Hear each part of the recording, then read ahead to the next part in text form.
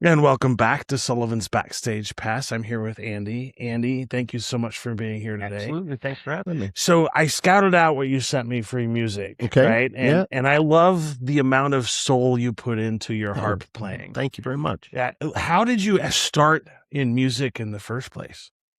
Oh, wow. Music in the first place. I mean, my family was fairly musical. My dad was a guitar player and songwriter. My mom was a piano player. Um, but as a little kid, my dad had guitars. And so, of course, you got peanut butter and jelly and whatever else on your hand. So I'd be like, no, here, you take this. And I was born in Memphis, and so I was lucky enough that a lot of people around my dad were playing blues and they were playing harmonica. So as a very young kid, like 3, 4, 5, I was around 2 different harmonica players. A guy named Tommy Cole, TC, who was like a Beale Street, Memphis, Love that guy. Midtown kind of thing.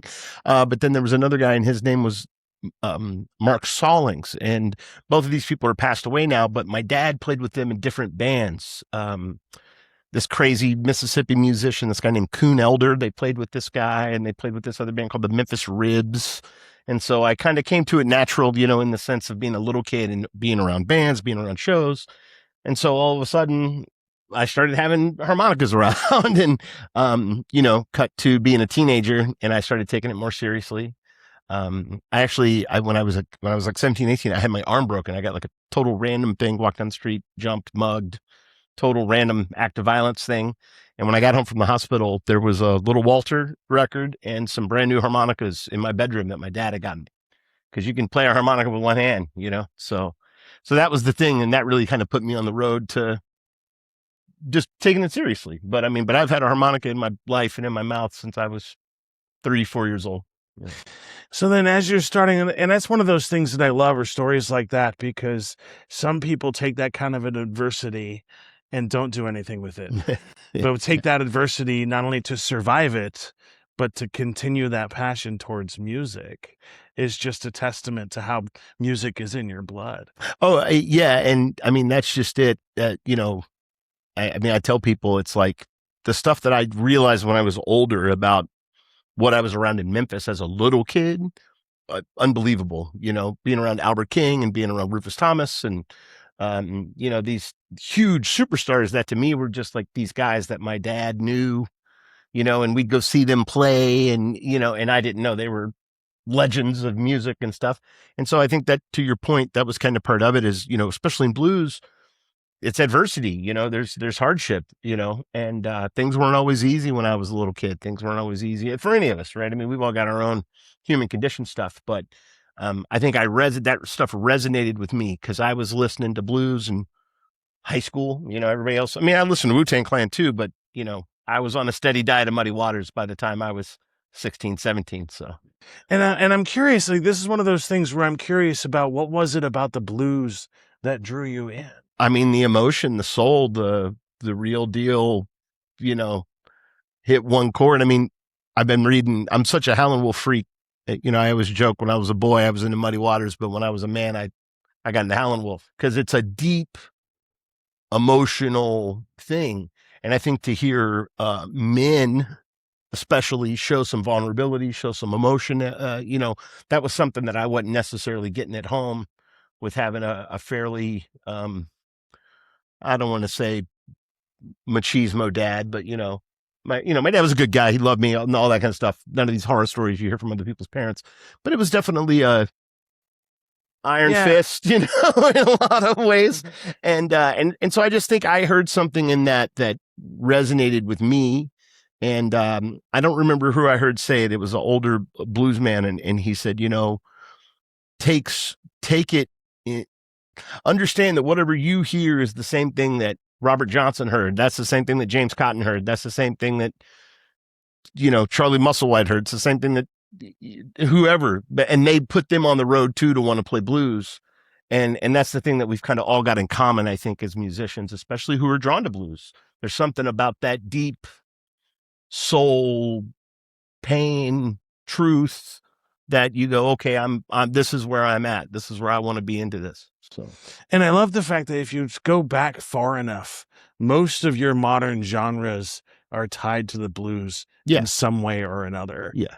Like, I even remember hearing Snoop Dogg say one time that without the blues, there'd be no Snoop.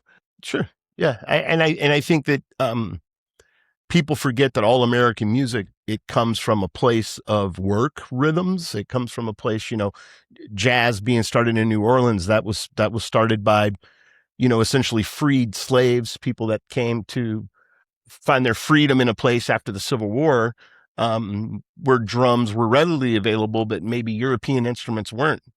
And all of a sudden, you've got this wellspring up the Mississippi River from New Orleans, Memphis, Chicago, and you could walk in any pawn shop or used music shop all of a sudden, and there's a bass, there's a trombone, there's a guitar, there's something that's going to be there for somebody that maybe was only playing rhythmic instruments. And so I think Snoop's right, can't argue with Snoop. But I think that there's I don't know, my dad used to call it the heartbeat of the dinosaur. There's this thing that you hear that you go, whoa, what is that? And it creates a visceral reaction. And I think that that's the thing about any of the bands, any of the acts that followed those guys from the 40s, 50s. Those are guys that they were doing the same thing Jay-Z's doing. They were doing the same thing Snoop Dogg's doing. Hey, I'm going to be an artist and I want to get over and I want to make money and I want to sell records. And I think we forget that sometimes because we revere them, right, as these legends of the genre. Hey, these are guys that made a lot more money playing guitar than they did driving a team of mules or driving a tractor or a truck, for a plantation overseer or for a sharecropper. And I think that that's something that the music business, we sometimes forget that, well, I do it for love. Well, yeah, we all do, but you've also got to be able to pay the bills and pay your rent and do those things. So to hear those guys go through the same struggles we all go through as artists or people that are trying to develop anything like a podcast or a business, it's not always roses every day. No, it's not. Yeah. So Curtis Salgado, he told me one time, he said, the thing about being a working musician is that it's like being on a ship, and that there's some people that are in first class and there's some people that are on second class and there's some people that are in third class, but they're all on the same ship together. And you gotta kind of remember that when you play a big show and there's, 1,000 people there and everybody's great. And then there's another night and you go and you play and there's 10 people there. And you got to give people what they're asking for at both of those shows, which is everything you've got, because that's what those guys that we want to emulate and honor and idolize so much from the back in the day, that's what they were doing too. So, and then take me through the time. So like you're picking up a harmonica, you're listening. Do you prefer it to be called harp or harmonica? I mean, people like either some whatever. People are very judgmental about the French harp, is what I used to hear it called as a kid. But yeah, harmonica, yeah, sure. So, at what point did you get the bug to get on stage? Play? I mean, anybody that knows me will tell you I'm a ham by nature. I don't mind a little bit of attention. And so as a kid, funny enough, this is so funny. The first thing I remember being on stage was, going to church stuff and doing plays and, pageants and stuff. But as a little kid and a child of the 80s, I loved stand-up comedy. And so when I maybe 6 or 7 years old and we had a talent show at school, and so my mom and dad got me a little joke book and we sat down and my dad helped me with the setups, right? Because it's like a joke book for kids, right? Knock, knock, who's there? Well, you can't say that. You have to walk up and say, well, I was at my house and my parents got a knock on the door. I mean, my dad's literally helping me set my little routine up, So I get up, I do my little 2 minutes or whatever, and everybody thought I was hilarious because I was 6 years old and I was telling jokes, to the point where the principal said, okay, here's the microphone. You're going to read these cards. You're going to MC the rest of the show. And I said, oh, okay. And so that turned into more church stuff, school stuff, choir, all these places where I was being exposed to being on stage, having direction and stuff like that. And then as a kid in high school, that's when I was really getting into theater a lot and acting and doing that stuff. But all of my friends, because we moved from Memphis to Nashville when I was a kid, all of my friends, their dads were musicians. All of my friends, their dads were songwriters. So they were all musicians and they were all songwriters. So it was a lot easier for me to take a lot more time to start cultivating my harmonica playing. So then I could get up and play and sit in and, we'd have a band, and that would and that became the ticket for me to start performing. And honestly, I took a long pause from playing. I mean, I stopped playing out for a long time, more than 10 years. And a lot of the reason why is because I wanted to get back to being a musician.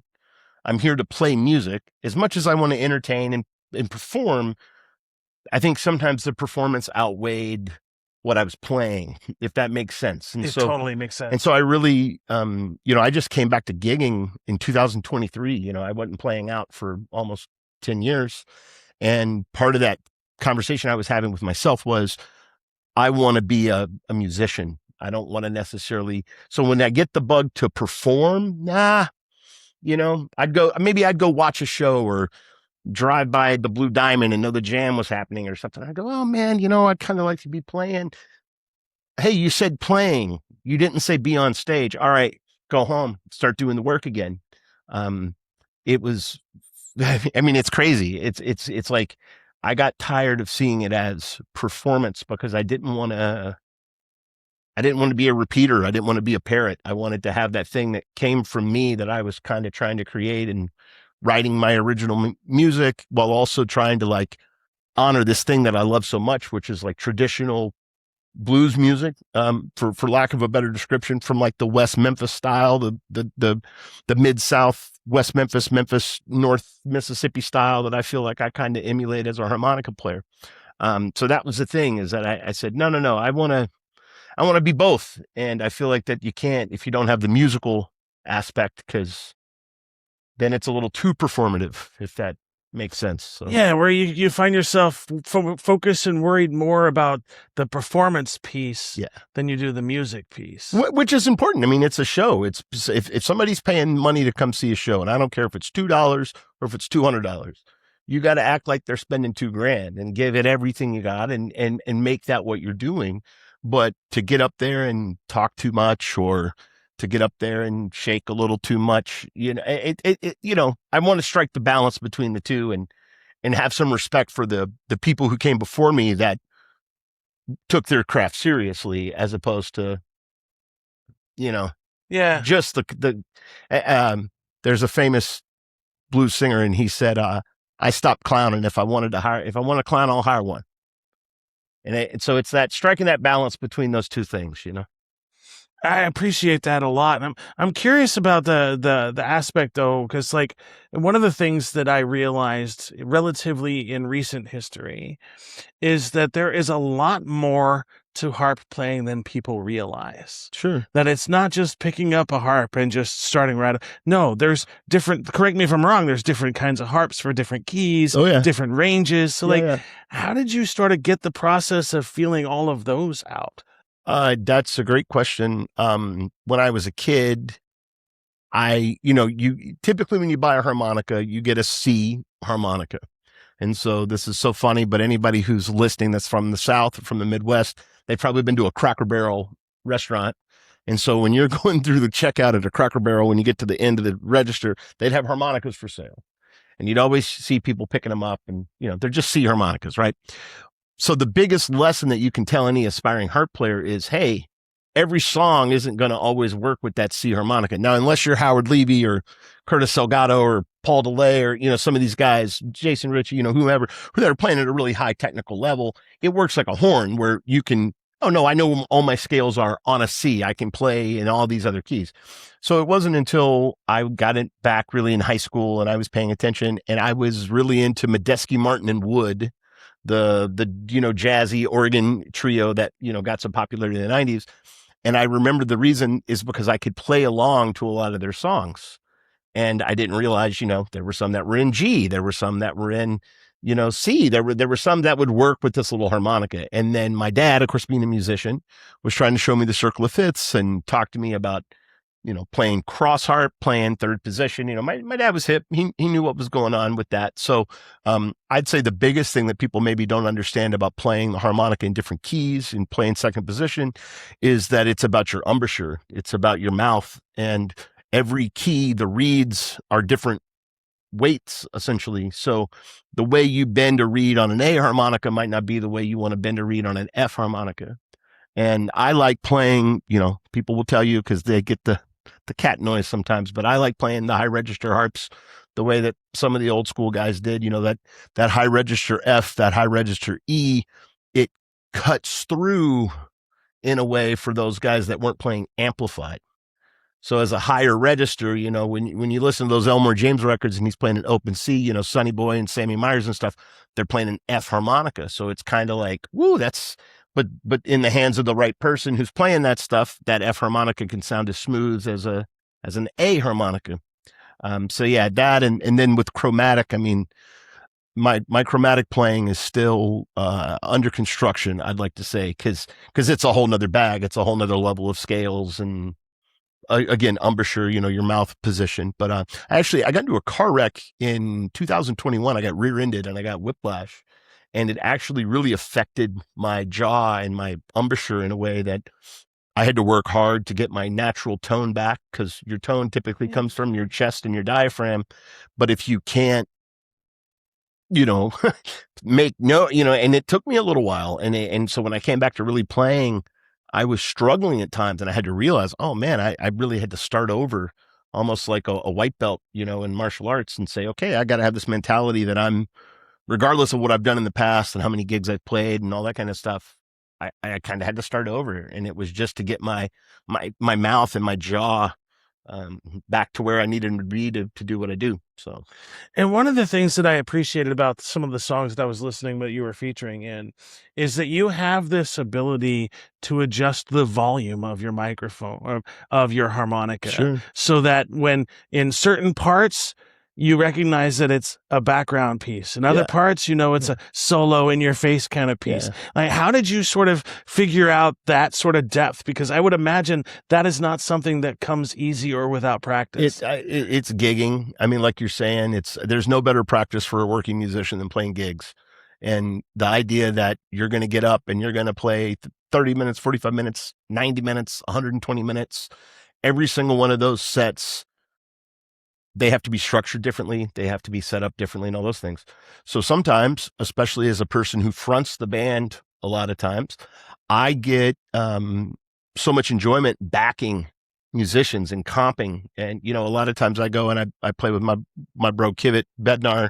And love that, man. Oh yeah, me too. And tell him I'm still waiting for him to be on the podcast. Oh, I'll hit him up. And I'll tell him. One of the reasons why though is that I get to accompany him and I get to become part of the rhythm section, who's got a great rhythm section. And so it's fun for me to just sit in the pocket and play rhythm harmonica, because typically, if I'm fronting my band or fronting Rattlesnake Mama, then that's not what I'm doing. It's much more of a, like you're saying, in your face. And so the dynamic of bringing it way down, the dynamic of getting it way back up and big, that's all part of giving people that, $2,000 ticket experience for a $20 cover. We want to show you, we're listening to you as much as you're listening to us, because sometimes the crowd will tell you it's too loud or it's too soft. And then other times you go, let's bring it down, let's bring it up. It's all part of the dynamic of exchanging energy with not only the people you're on stage with, but the people that are in the crowd. And that kind of ties me to the next question that I have.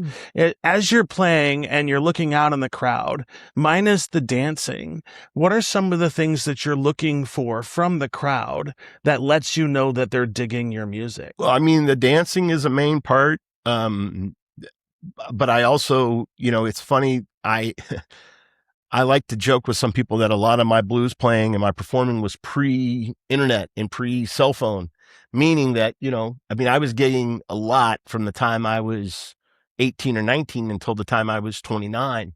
I was playing every Saturday night. I had a standing gig in Nashville, multiple gigs around town, whatever.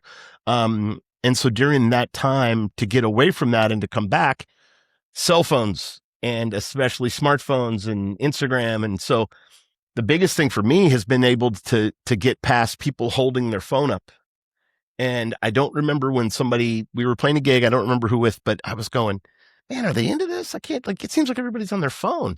And somebody said, no, man, everybody's recording with their phone.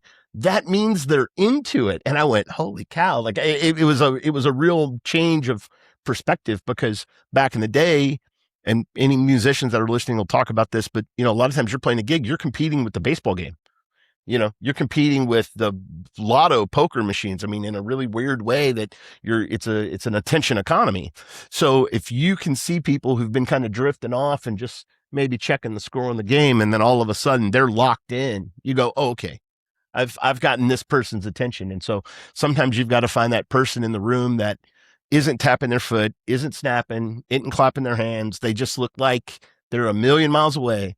And if you can get that person to react, you really know that you're, sometimes it's a bad reaction, sometimes it's a good reaction, but it's that visceral thing. And I think that art is visceral. I think that that's something that it's going to make you laugh, cry, turn in, turn away, whatever. And that's part of the experience of someone, having their reaction to whatever it is you're doing. And I don't care if it's a gig or a painting or whatever, It's that interesting sort of dichotomy where like, and I've said this a million times, so I apologize, listeners, but I really do think music is a miracle. Ooh. And what I mean by that is you have 5 people or 7 people on stage, all from different backgrounds, all from different cultures, but for 3 minutes and some odd seconds, you are all exactly in tune, on the same wavelength, and the audience is on the same wavelength, and there's this balance that you can't find anywhere outside of music. To that point, I mean, there's an element of not paying attention to the crowd that's important as well. I hear some guys that I know who have toured in big road bands, guys that had played with like really big acts. I mean, George Strait, the Ace in the Hole band, or, bands of that caliber, they're doing 250 dates a year. They're doing arena shows. These are big shows. I mean, there's one guy who's told me, he goes, "Oh yeah, I have to fight not to think about what I need at the grocery store. I have to fight about what I didn't maybe leave in my bunk," because sometimes it's so automatic for those guys that are playing essentially the same show every night for, 6, 8, 12 weeks, that they have to stay in the moment. And I think that that's the thing about when you've got somebody dancing, when you've got somebody reacting to whatever it is, you make a joke on the mic and it really goes over, and you're like, hey, everybody is locked into this thing that the 6 or 7 us are doing on stage. And I tell people it's the same thing about being on tour. You're in a rocket ship with 6 other people, and like you're moving through time and space, and nobody else really knows what's going on except those 6 people in the rocket ship, and then the people that are on the ground floor, the bookers, the managers, the people who are awaiting your arrival at the venue, the wives, the girlfriends, the brothers, the sisters, whomever, because they're like, oh man, Shawn and Andy, they should be hitting Portland about now. And so there's an element of all of that where it truly is like an energy exchange, because if you're not in the moment, if you're not there with each other, just like anything else, your mind will start drifting. And then before you know it, you're thinking about the Ducks game or, whatever. And so as somebody who sort of fronts a couple of bands, when you're up on stage, how is it important to pay attention to dynamics and volume for a performance? Oh, I think it's dynamics are the number one thing. It's why I appreciate you commenting about changing volume levels, because sometimes they're stops. Sometimes it's a volume change. Sometimes it's a breakdown. I mean, I love that in Rattlesnake Mama, Jose, our drummer, he takes a big drum solo. And I think that alone is such a different thing for somebody who's like, oh, we're going to go see a blues band. And it's like, yeah, but there's other stuff. And my band in Nashville for years, if we were out playing outside of Nashville, if we were in Alabama or Kentucky or, whatever, we're playing stone cold Jimmy Rogers, Muddy Waters, Howlin' Wolf, inspired blues music. And then somebody would always say, well, we thought y'all were from Nashville.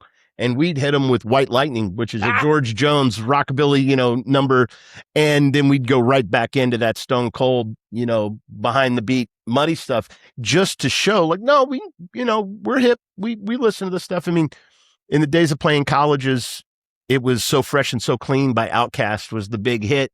And so our stand-up bass player, dun, dun, dun, dun, dun, dun, dun, would hit that as part of his, little arsenal and repertoire of licks, and people would go crazy. And it's meeting people where they are. Again, going back to that entertainment thing. And I think that that's an element of dynamics, because it helps not necessarily the temperature of the room change, but the temperature of the room will change a little bit.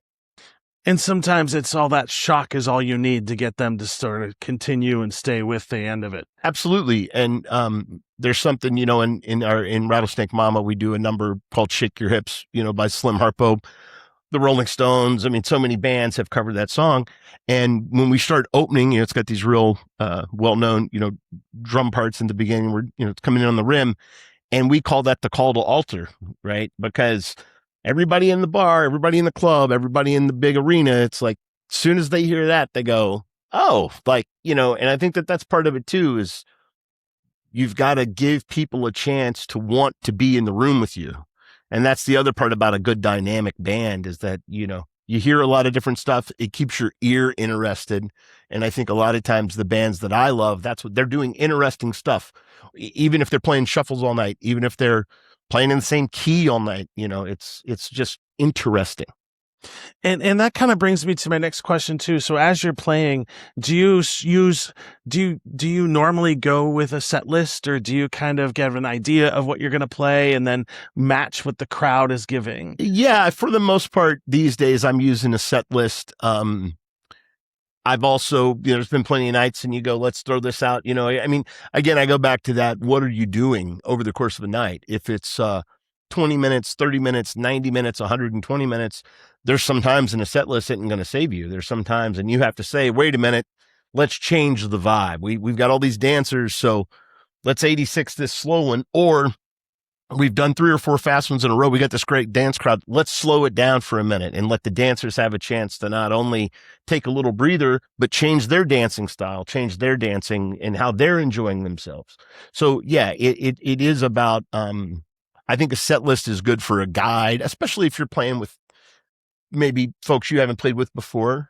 And when I hear some people say, oh, I don't ever use a set list, I'm like, that's great.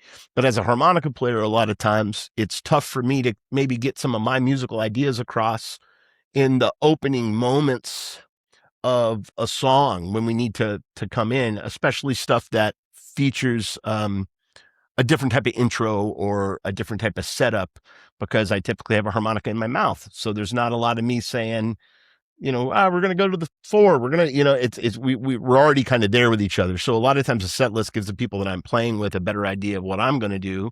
But then there's, like I said, there's been plenty of times and I've had a whole list of songs and not played one of them. So it happens. And then is it difficult? So do you have to change the way you sort of sing based on how much harmonica is going to be in a song? Yeah, sometimes, typically it's actually kind of funny because harmonica, sometimes it works like a billows, it's all diaphragm, just like the singing is. And so a lot of times blowing harp actually lets me take a breather, if that makes any sense. Yeah. And then there's some times where I actually will build something in the set and say, okay, well, here's going to be 3 songs in a row with no harmonica where I'm just going to sing. And that also gives me a chance to kind of get a breather. But it's also different.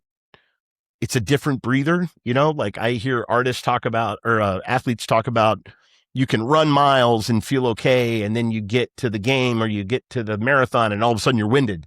And it's like, yeah, your adrenaline's high, you're feeling, so there's some of that stuff too, where I can tell when my adrenaline or my excitement around what I'm playing maybe is like, okay, let's dial it back because you still got to go that other 100 minutes tonight, so it's all about pacing myself so I can always just bring what I'm doing 100%. And somebody, and this is so crazy, but somebody sent me a link to an electric harmonica.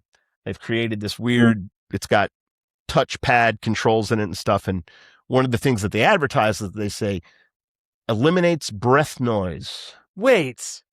Yeah. And so as a harmonica player, I'm like, I love it when I'm listening to a solo from a player and I can hear them have to change their breath or catch a breath, or, a lot of the stuff you listen from William Clark, he'll growl or and what it is he's changing how he's getting a breath and he's making it rhythmic as opposed to, it's like, so there's all elements to that. And I think it all is for different players. And, some people got a lot of wins, some people don't. So, and I think I liken it to like some people with guitar, how you can hear sort of like the string reverberation between notes. And I think that lends itself to better music because a lot of times it's intentional. Sure. The breath work is part of the music. Absolutely. And so to take away that, you're kind of taking away a part of the the backbone of the music in general, I think. I would say that the biggest argument that I have to get across sometimes to people that run sound is around reverb,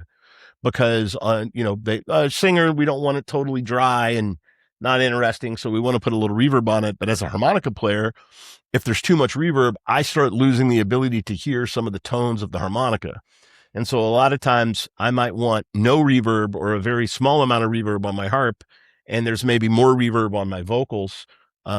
We played a show earlier this year, coolest motorcycle show on earth, the Moto 1 show that they had down at Zidell Yards. It's a big, 30,000 square foot steel building. Well, let me tell you, that is the best my harmonica has ever sounded, because I had a big 30,000 square foot, reverb unit that was doing the work after the sound comes out of my amp, as opposed to hitting a condensed mic. Then it's very interesting in that way sometimes, that you want that breath and you want that space and you want to be able to control all of that, as opposed to reverb, because you lose those little tonal things that you're trying to control, both as a singer and a harmonica player. And I think a lot of people also tend to forget just how much work it takes to go to and put on a live performance. Oh, sure. Because a lot of people are under the assumption you just show up and play. No, there's intention behind the order of the songs. Absolutely. There's intention behind picking the songs for this venue based on this sound. Correct. So there's so many moving pieces that people tend to forget before a person puts their first note on stage. I'm not just that, but I think about a good friend of mine, bass player in Virginia. We played together a lot when we were in Nashville. A guy named Todd Ellsworth, who's a tremendous musician. He's been playing with the legendary Nighthawks, DC-based blues band, both Mark Winter and something he always said is, he says, "You know what bands sound so good? Well, they practice." And that's something that I think as a young kid, as a teenager, I'd go, why can't I make my harmonica sound like Little Walter? Why can't I do this thing I hear the Muddy Waters band doing or whatever? And as I got older, I realized, hey, these were guys that were doing nothing but playing. If they weren't working a job, eating or sleeping, they were probably playing music. And a lot of them lived together, played music together all the time. And so the idea of having a band house or a semi-constant rehearsal schedule, practice schedule with a band, that's the whole thing. And earlier, I want to say this, we were talking about Johnny Wheels and his band earlier, and I love Johnny. He's a super nice guy. I love his band. And I got a chance to see them in Salem at the Grand Theater when they opened for Rick Estrin and the Nightcats. And I was absolutely blown away by the depth of their stage show, in a way that I think most people, if I was going to tell you, hey, you're going to go see a harmonica-based band tonight, they're going to play some blues and they're going to play some rock, I think that most people would walk away going, holy cow, that was a really, tremendous show. And it's the same thing. I know those guys are constantly working on that stage show. It's, it's something I say about Rattlesnake Mama. I know how many hours we've put in to go and do some of the shows that we've done, and some of the people we've opened for, or some of the bigger rooms we've played, the feedback we've gotten from people has been phenomenal. And it makes those extra hours, no stop, that start over, no, wait a minute, hold on, play that bass line, that's too much like the bass line from the last song, so now we have to completely rearrange the set. It's all of those little things that those hours, putting it in, because you got to put the hours in by yourself too, right, to show up and know your parts. But when the 6 or 7 of you, hey, we got 45 minutes, man, I got to go pick up dinner for the family, we got to come in here and hit it. So let's find the things that we know work, throw the things that we know don't out. And if we hear something, say, okay, hold on, stop, let's start it over. Again, I go back to that $2,000 worth of entertainment. You want to give people a real great show, and that's part of it. And how did that band come to be in the first place? What's the story behind it? This is insane. Of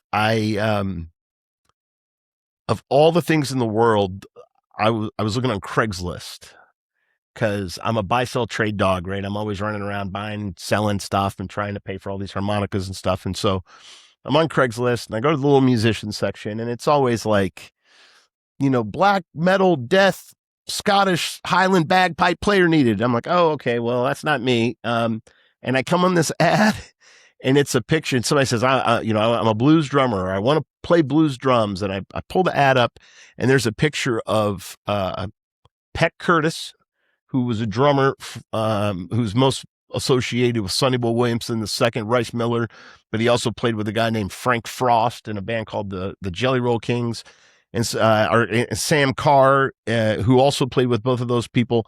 There's a picture of Sam Carr, and I'm going, well, whoever this person is who's put this ad up obviously is into blues music, because nobody else would lead with Peck Curtis and Sam Carr as the guys that they're trying to emulate. And so I respond to the ad, and come to find out, it's Jose Medeles, who owns Revival Drum Shop here in town and has an incredible resume with, different rock and artists, from the Breeders to Ben Harper, and, and has these really incredible bona fides. And so we get together, we start playing.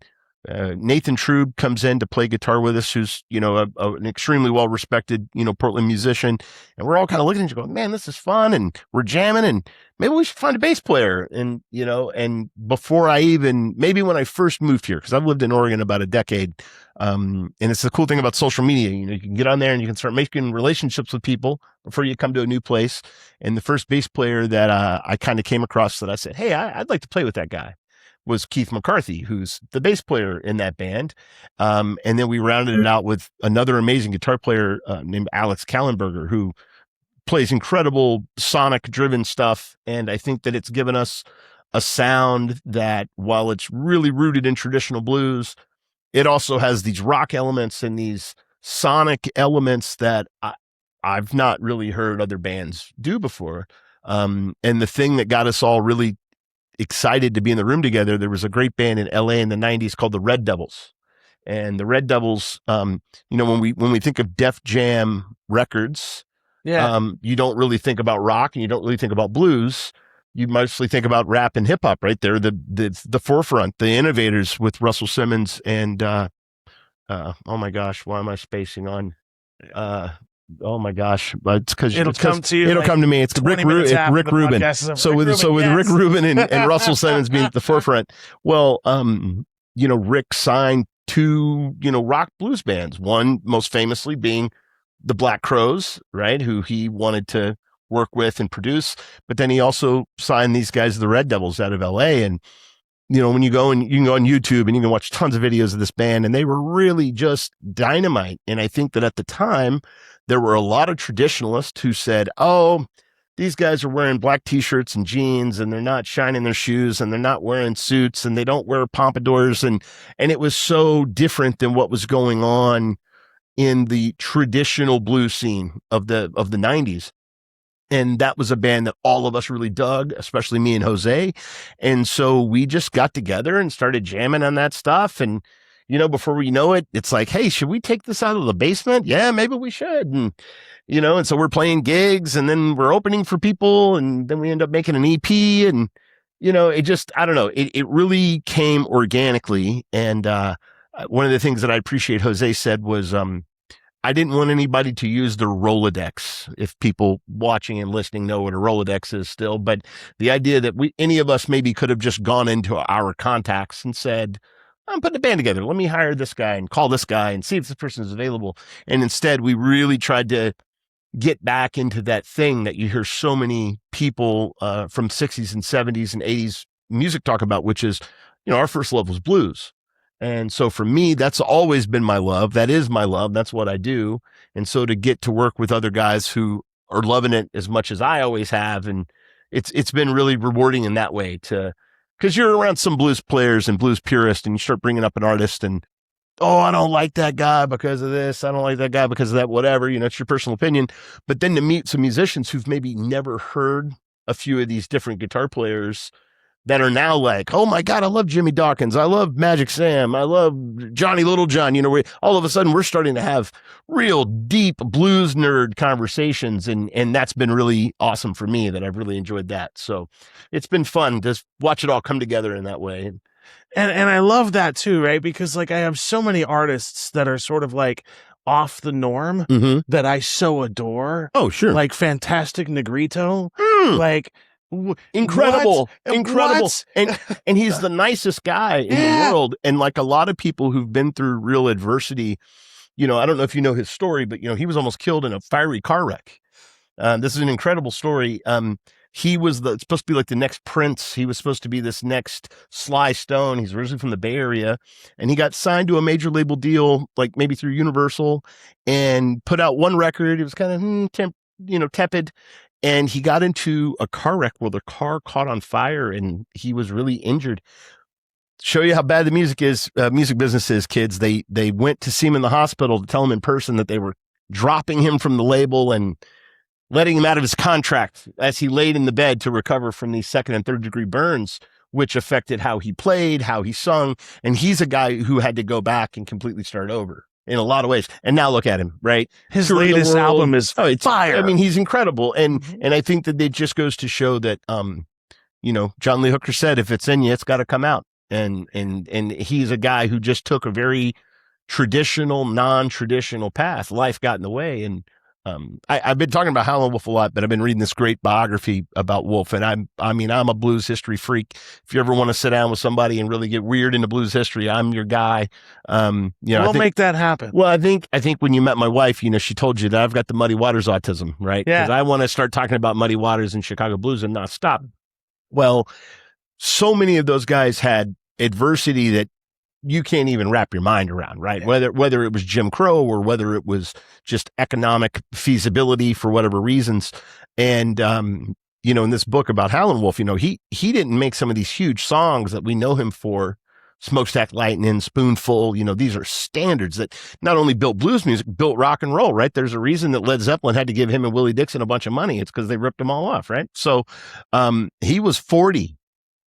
He was 41, 42. When he was having some of the biggest hits of his career. And I think that that's a really pretty fascinating thing. Negrito's the same way, right? He's coming back to this thing that he loves. And I think that it's just the non-traditional, non-linear paths to get us where we're going to go is pretty cool. Because the music feels different. Oh, God, yeah, big time. It feels different. I mean, when I was younger and I was in my 20s, I really thought I was playing it. And I was in a lot of ways. I mean, I got really fortunate when I was a kid in Nashville. I was 19 or 20 years old and I inherited a band essentially. There was a blues guitar player who famously was, there's a show, you might have seen the clips before, but there was a show that was filmed in both Nashville and Houston, and it was called The Beat. It had exclamation marks after it, and that was kind of how it was stylized. But tons of videos, Freddie King, Gatemouth Brown, Barbara Lynn, Etta James. I mean, there's some videos on there that are actual treasures of American music. Well, in that backing band, there's another big guy like Freddie King playing a red 135 instead of a 335, and that's Johnny Guitar Jones. And so Johnny was from Nashville, cut some sides as like an Excello sideman and some other stuff. Famously, introduced Billy Cox and Jimi Hendrix to each other. And that's how they got together, after being in the Army. And it's just incredible. And so Johnny, he put out some records in the late 90s and early 2000s. And he had this young group of guys that were backing him, and they were all 10 years older than me. So if I was 19 or 20, they were 29 or 30. And I thought they were all like these old men because they were married and had kids and stuff, and I was like, man, they weren't even, some of them weren't, Joe wasn't even 30. But they got back from this one tour, and Johnny was kind of not necessarily hanging it up, but was taking a break. And so here's this band, they've been gigging, they're ready to go, and they don't have a front man. And I was living next door to a drummer named Pat O'Connor. The Bel Airs, Memphis Ma Rainey, but he famously was good friends with a guy that, I just idolized as a kid. I used to follow him around and pick up anything he dropped, just trying to learn. And he was a guy named Mike Henderson. And Mike showed me a lot. And so I'm living there and I'm hanging out with these two guys, and they're like, my age now, 45, 46. And they're telling me all these crazy stories about being out with the Fabulous Thunderbirds or being out with Albert Collins or, going up and down, going to Texas and seeing U.P. Wilson and W.C. Clark and a lot of these guys most people have never even heard of that, telling me, we stayed up all night with Stevie Ray Vaughan playing nothing but standards all night. And you're going, wow, this is incredible. And And the whole time I'm sitting there and they're going, well, you're blowing harp and singing. Well, you need a band. Oh, okay. Well, I'm going to introduce you to these guys. And so that's really kind of what put me on the road is I met these guys that had been playing serious R&B and blues with, Johnny, Marion James and Nashville Queen of the Blues. She cut a bunch of stuff for Excello and Federal back in the day. These were guys that were playing the circuit for real. They were going to, the Black VFW in Gary, Indiana. They're, I mean, just playing these crazy shows that, were the closest thing that a bunch of, young white boys from upstate New York and South Nashville were ever going to get to playing the Chitlin circuit and some of these clubs. And so that was the thing that really was able to get me really going, and help me. And so when I was about 29, I'd been fronting that band for almost 10 years. I moved to California, and that's, first time I met Mark Hummel, first time I met RJ Machismo, just some of these players that for me were just names on the back of the record, the same way that Muddy Waters was. And now here I am, and I saw Mark earlier this year doing the Blowout. He's been doing this amazing harmonica-based show with all harmonica players for 36 years. For 36 years, longer than some people have been alive, he's been putting together the show. And I was able to tell him a story about there was one night and I was in Hayward, California. I'm fronting this band and playing and I'm soloing and I'm going, man, I'm really getting over all these people. They're up there. There's commotion, man. Everybody's excited. Well, Mark Hummel had just walked in, was what was really going on. And they were all trying to encourage Mark to get up. And so the guy who was running the jam, an incredible guitar player named Steve Freud, Steve said, hey, he's tugging my shirt. Hey, you need to wrap it up. We're going to get Mark up. Yeah, okay. And so it's all part of that journey and that path of realizing that you're just going to keep getting better. Iron sharpens iron kind of thing. So, and I really appreciate that. Oh yeah. Yeah. And so that one of the other questions that I love to ask just about every artist that comes through, is about the muse, because I do believe that the muse is a living, breathing thing. Yeah. And no two artists capture it the same way. So when the muse comes to you with new music ideas, how do you capture that? I mean, God bless iPhones. That's something that being able to record ideas in a way that, I don't need a Tascam 4-track on a cassette and then have to go back through all the cassettes and figure out which idea was where, or, so that's a big part of it. The other big part of it is that I tend to write down lines as opposed to writing down whole songs. I'll sit there and, as a talker, non sequiturs are kind of something that I, come up with a lot of times. And so I might have a whole book of just non sequiturs that I then go through and say, what do I like? What do I don't like about some of this stuff? And then what if I was to theme them and say, well, these are kind of about this, and let's move all these around on the page. And so I still use a notebook, old school composition notebook, but then I also still use my phone, and it's how I try to mostly keep control of this weird, chaotic thinking meat up here that I've got that sometimes chases the wrong muse, squirrel, the butterfly, and that helps sometimes to know that I've no, I got a gig coming up. No, I got a show coming up. No, I got a session coming up, and I got to put this together.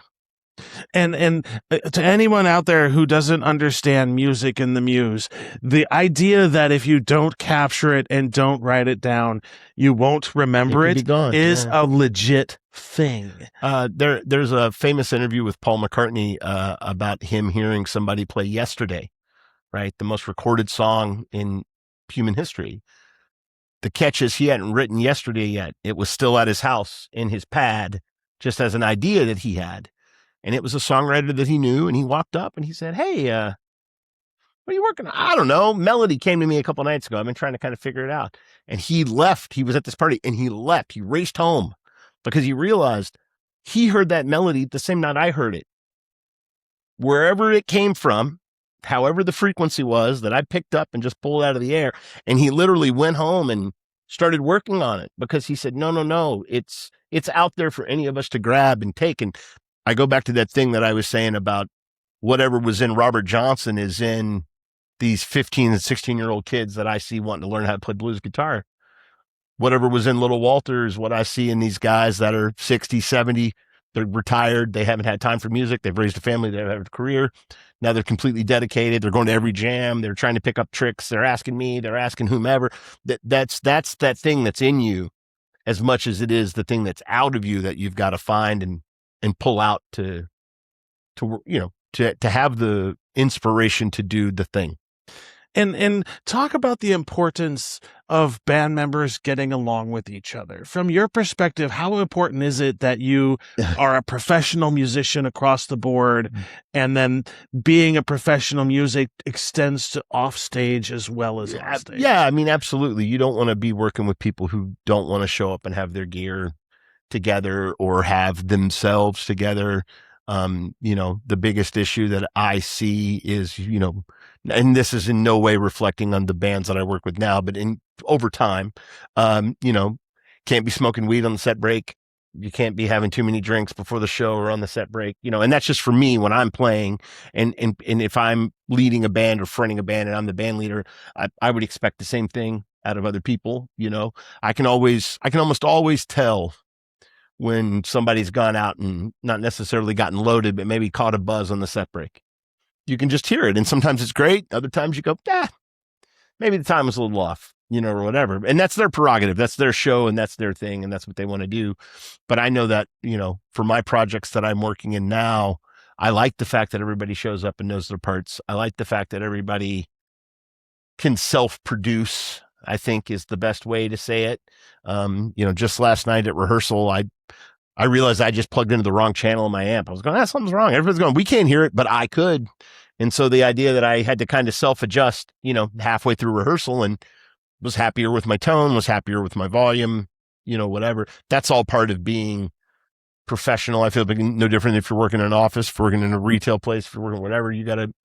Everybody's got coworkers, customers, whomever, whatever it is they don't like. You can't ever let that affect what you're doing for work. You got to just show up and be ready to go. And the other question I love to ask is, because it's never the same between frontmen or frontwomen of a band. Okay. Do you depend more on the bass or the drum to keep time? That's a really good question. I don't know. There's part of me that would probably say the drum, as much as I love a good bass player.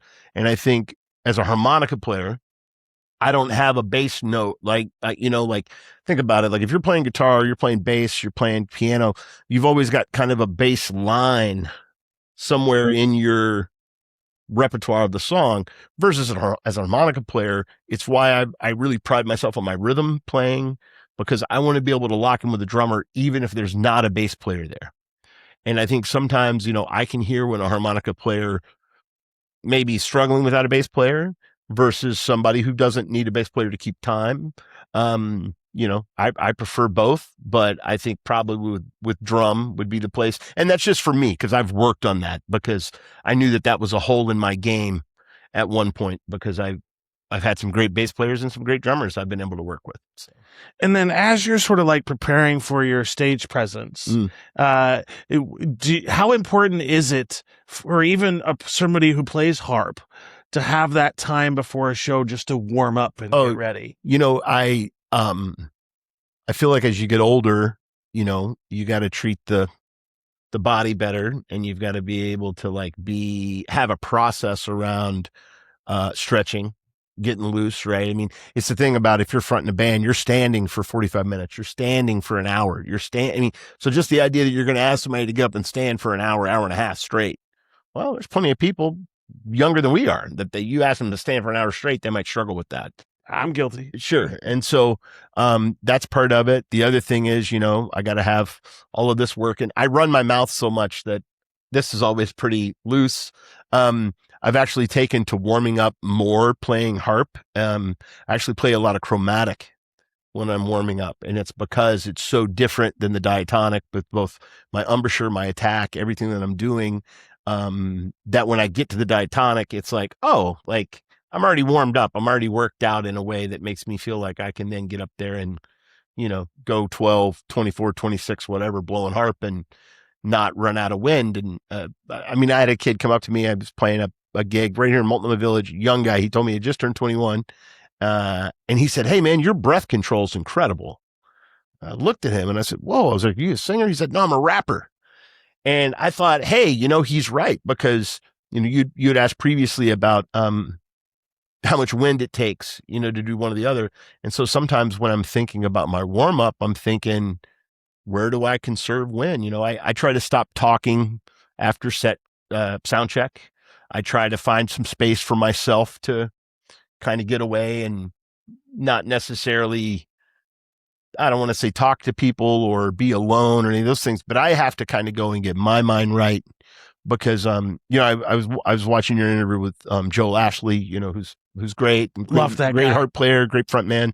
And Joel said something that really resonated with me, which is, when I step on stage, all self-doubt has to be removed from whatever it is I'm doing.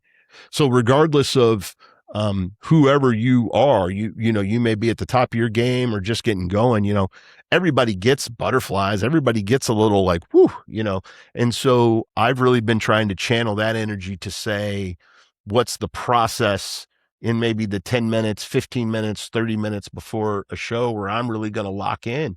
When I was younger, I don't think I paid as close enough attention to that as I should have been doing, where now I really try to say, nah, this is part of my thing. And if I don't do it, then it's not that I want to say that I suffer, but I know this is the difference in how I feel about my performance versus how somebody else, it was great, whatever. Okay, well, how I feel, I needed that extra 10 minutes to stretch out or to get my mind right, And one of the things too that I also like to talk to everybody about on the podcast is about the after part.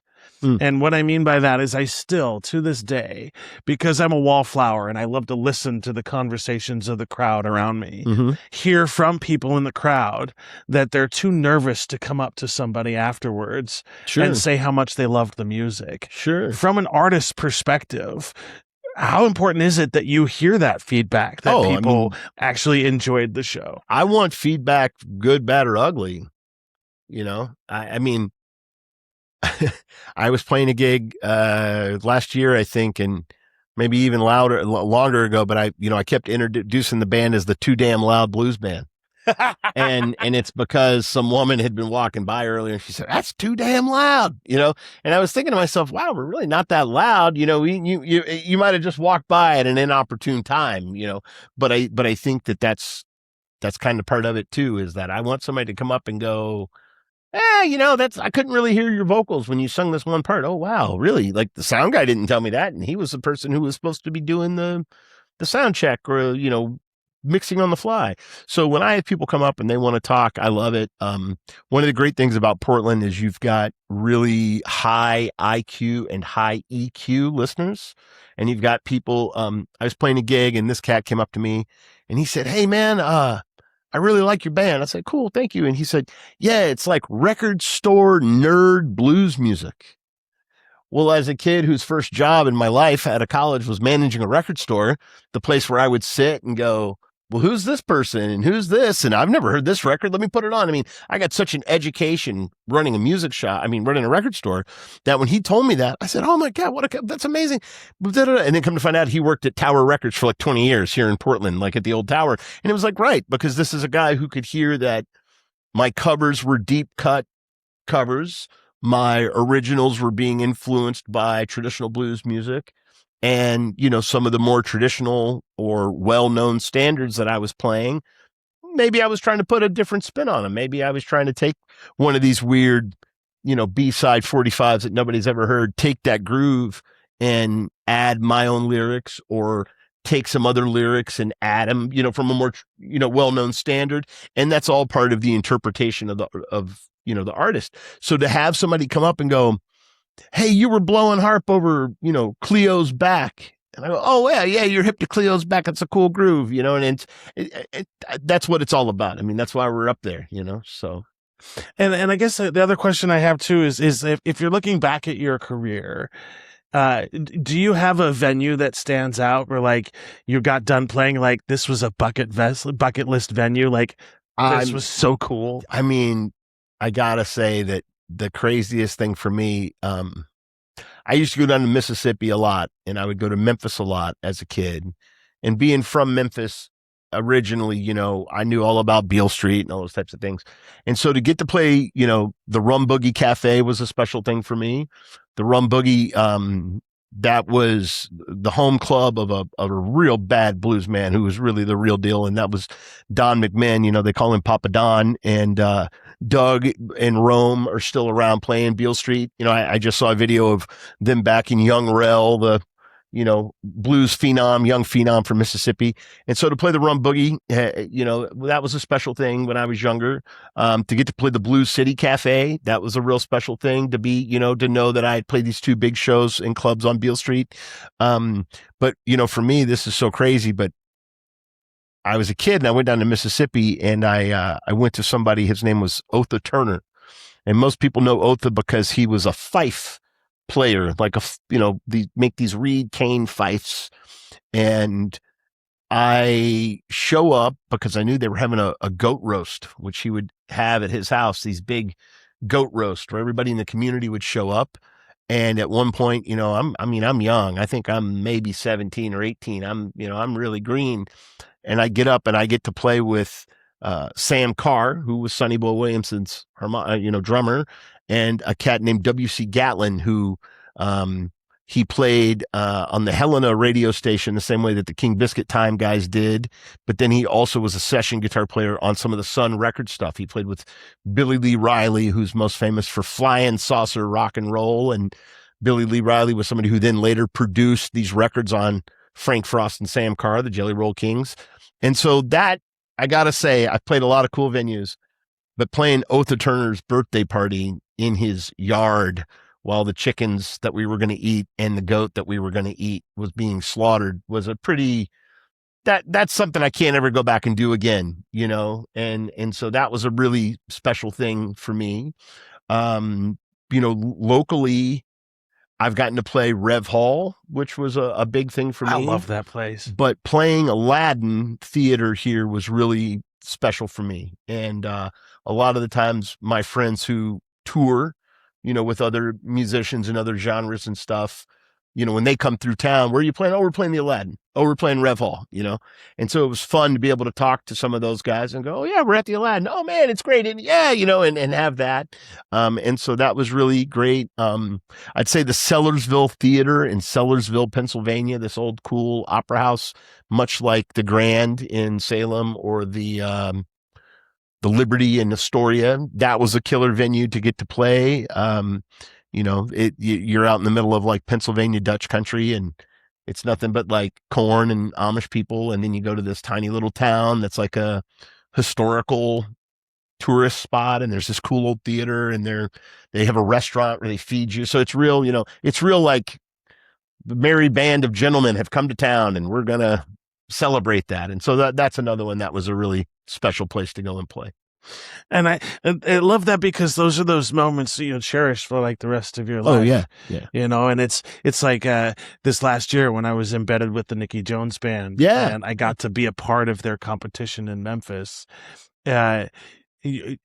Just like my impression of Memphis is that it's a city of survivors. Oh man. And Ooh. it feels like it's a city that time forgot.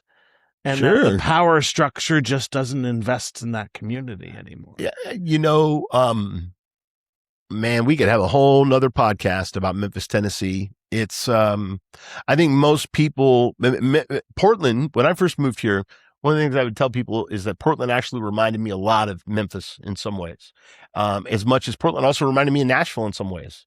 And I don't think that most people in those two places would maybe agree with that. But I've met a lot of ex-Memphians who live here in Portland. And to your point, you know, I think the average person, they have no idea the wealth that went through Memphis, Tennessee. Memphis, Tennessee was the economic capital of the South for more than 140 years. Now, of course, that was all powered by slave labor. That was all powered by King Cotton. All of that money that was down there in the Mississippi Delta, it finished in Memphis because that's where King Cotton was. That's where the cotton stalls were, where they would have big cotton sales. That's where all the brokers were. So if you're ever watching like The Firm, the John Grisham book they made in the movie, right? Yeah. What's going on in The Firm? He's at the King Cotton Commerce Building. That's where the law firms are. So here it would be the equivalent of saying, well, when did they start building, you know, boats in North Portland in the shipyard? When did they open the Schnitzer Steel factory? These are the kind of the same huge economic drivers that at one point were in Memphis.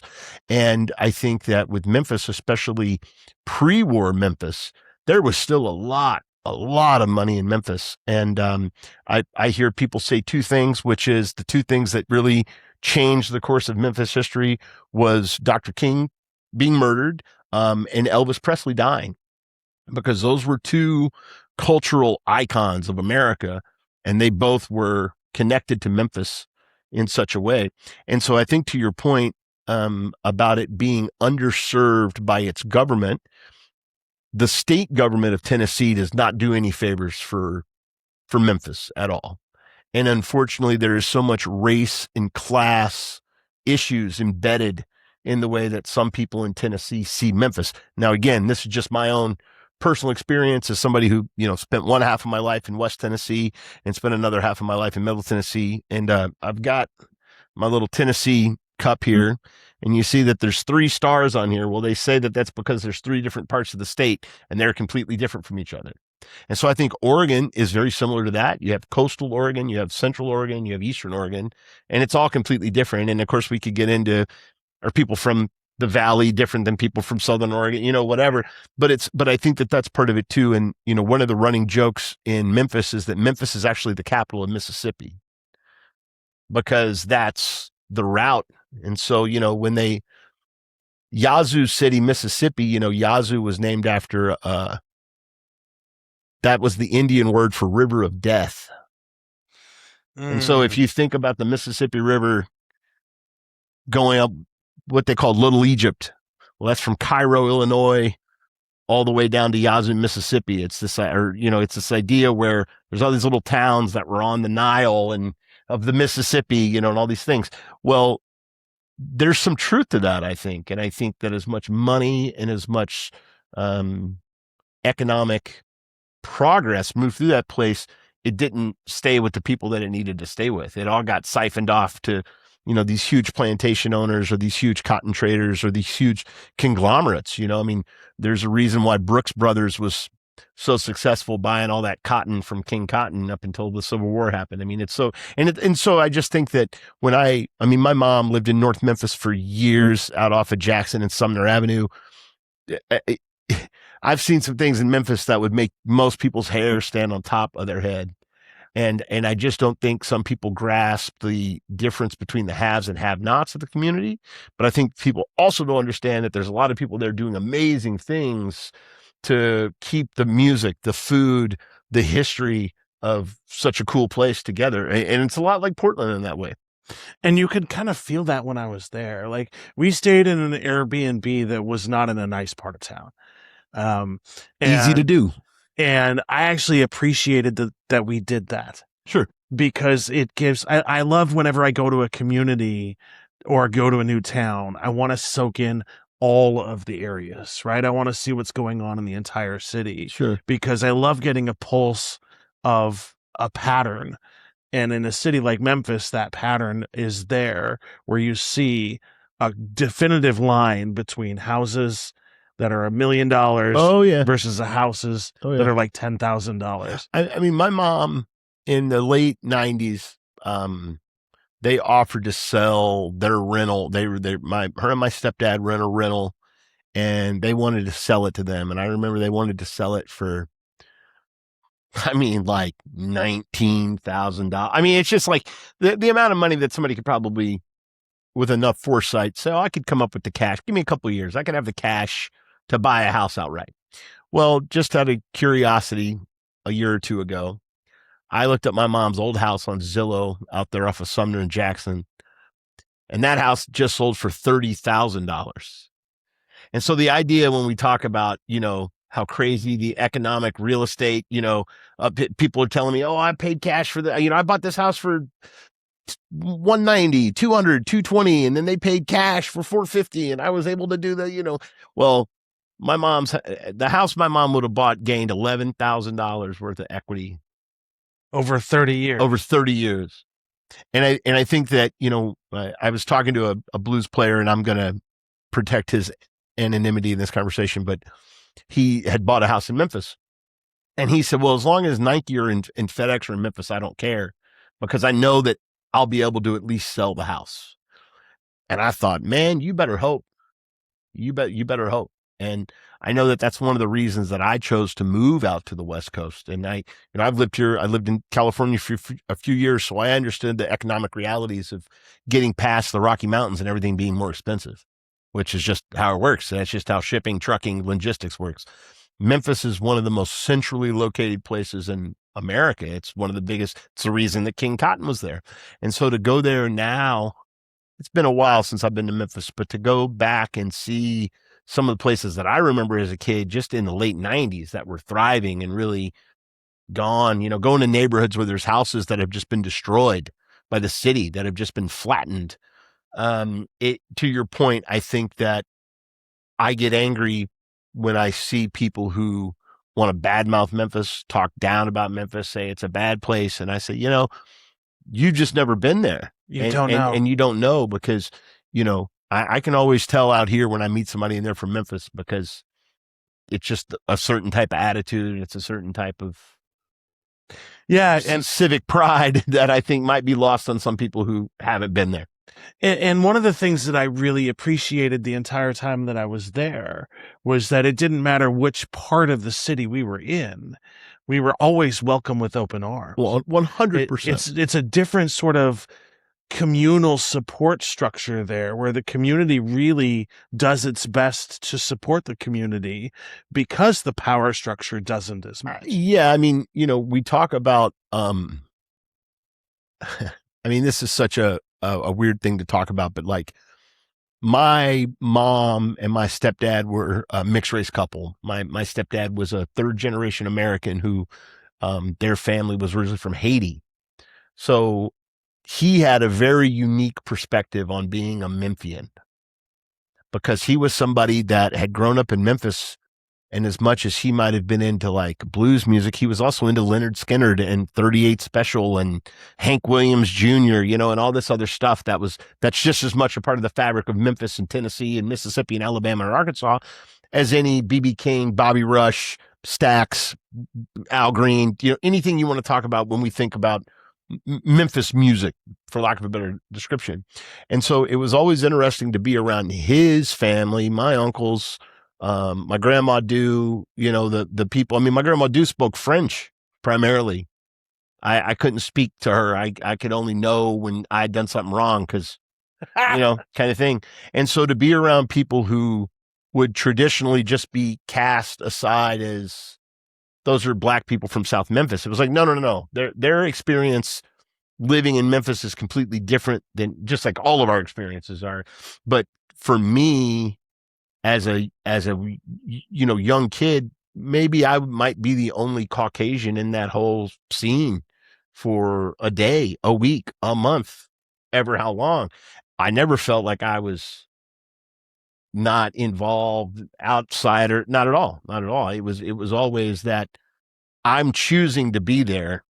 And so if you're somebody and you come to Memphis, they go, oh, cool. Like, it's not like, don't California my Portland, and all this stuff. It's like, no. You're making an effort to say, I chose not to go to Nashville. I chose not to go to Atlanta. I chose not to go to Chicago. I came to Memphis for whatever reason, whether it's a vacation or you're moving there or work, whatever. People respond to that. And I think that is something, as a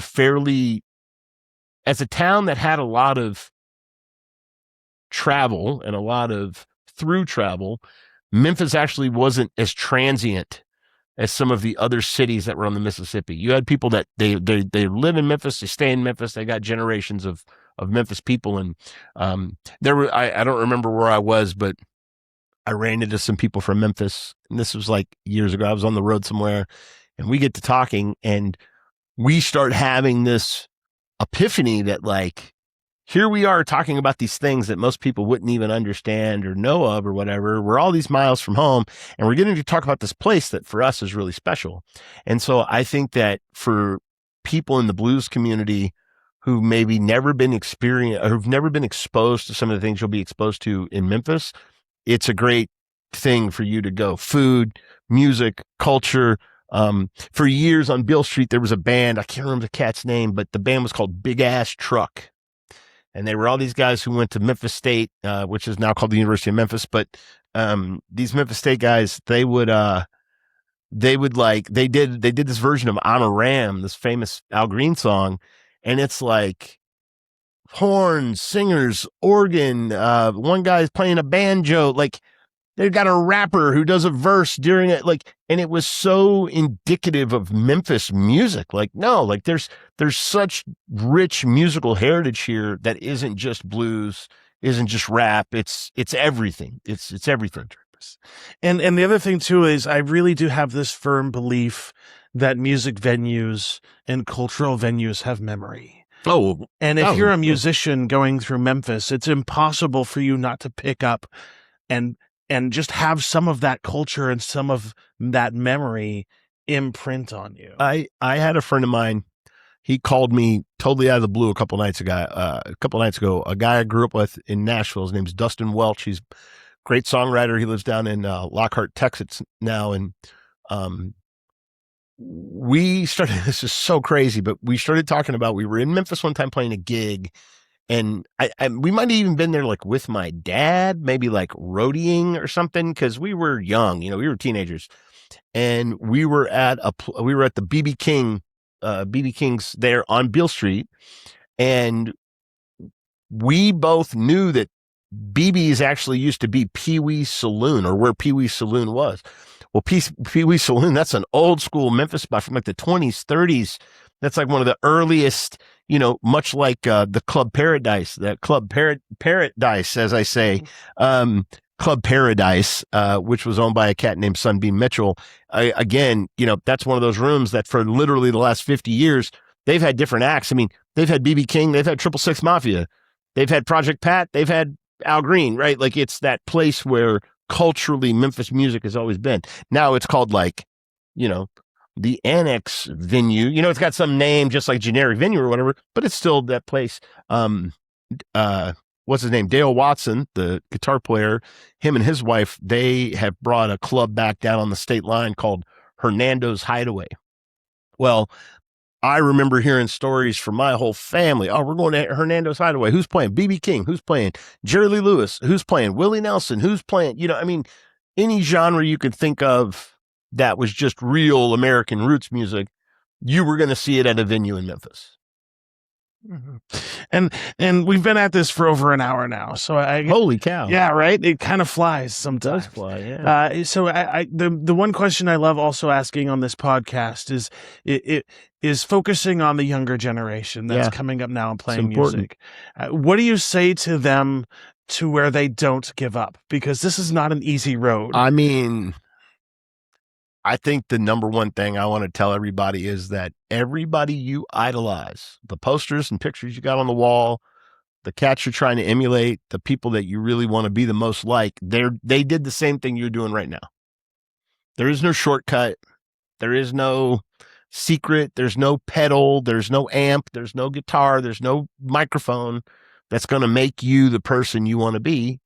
The only thing that's going to make it is you hitting it and doing it. And I think that is something that I needed to hear more of as a younger kid. Because after fronting a band for 10 years, I thought I was, sign me up, I'm ready to go. And it wasn't until I kind of swam into some deeper waters of blues harmonica that I went, ooh, wait, maybe I'm not ready to compete with some of these guys. And so that's the thing that I would just remind them is make sure that you love working, because you got to work by yourself a lot of times.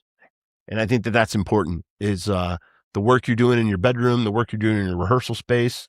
That's maybe more important than some of the work. Because when you're a kid, at least for me, when I was started joining bands and stuff, man, I was so worried about just playing my part and knowing that I wasn't going to mess up, that I sure couldn't worry about what somebody else was doing. And so keep your eyes on your own paper. That's a big part of it. Don't compare yourself to other players. Everybody's journey's different. I know that's a lot of advice, but I think it's important. Everybody's journey is different. And, I had a really great harmonica player that I know, we were playing together, and he got mad. And I said, what are you mad about? He said, well, you can make it growl. I said, okay. He said, I can't do that. I'm 75 and I've been trying to do it my whole life. I've made records. I've been all over the world and I can't, you MF, he's so mad, cause, and he's kind of ribbing me, but he's also going, man, and so also understand that the stuff that's in your bag, that's in your repertoire, that's part of what you're doing, it's your thing, and what Bruce Lee say, I don't worry about the man who practiced 1,000 kicks. I worry about the man who practiced one kick 1,000 times. So I think that's the thing that I would tell somebody. You put your hours in and you'll have your one kick that nobody can. It's your thing. And that's how you get your thing. So. And then the most important question, where do people go to find your music? Oh, wow. Let's see. So, Bandcamp, of course, Andy Moore Harmonica Bandcamp, and then, Rattlesnake Mama Bandcamp. We got music on both of those. We got a full EP on the Rattlesnake Mama. And then on my Bandcamp, I got some stuff in the works that I've been writing and working on. And, you'll be seeing more. You'll be seeing more. So just follow both of those and you'll find some good stuff. Website, Facebook? Instagram, Andy Moore PDX, Facebook, Andy Moore, Portland, Oregon. So, I'm still not a big YouTube dog, unfortunately. I will say I don't this. blame you there. Well, I will say this. This is something I've got a lot of pride around. I don't have a YouTube account, and the YouTube algorithm has never affected me in any way. So that alone, I feel like is worth bragging about. That is huge. Don't get me started on the YouTube. And anyway, yeah. Andy, I can't thank you enough for the conversation thanks, Shawn. This today. is fun, man. And I'll end the podcast the way I always end the podcast, folks. Be kind. We all live in the same planet. We breathe the same air. And this world would be just a little bit better if we treated everybody with a little kindness and respect. Absolutely. Good night, all. Thanks, bud.